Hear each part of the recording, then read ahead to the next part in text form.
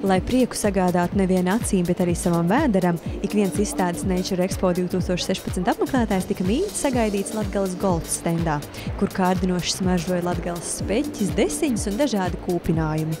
Atvedām žāvēto gaļiņu, kura pirti ir gatavota. Vispirms mēs viņu sāļam, viņa stāv cik tur, vairākas diennakti stāv tur, kamēr iesālās visu un tad tādu garšīgu sasējam visu, lai viņa nenokristu tur uz nagliņām sakaram pirtī.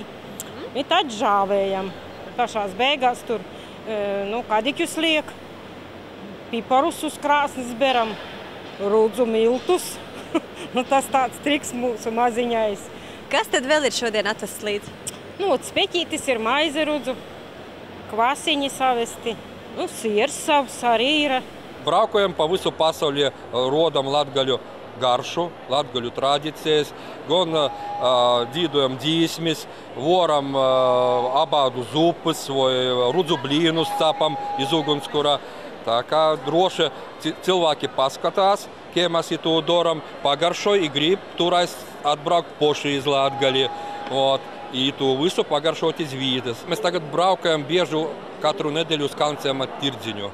Droši varat tur tāds tirdziņš ar tādu šarmu, ka droši varat braukt tur tikai Latvijas prece un, protams, Latgales golds arī tur.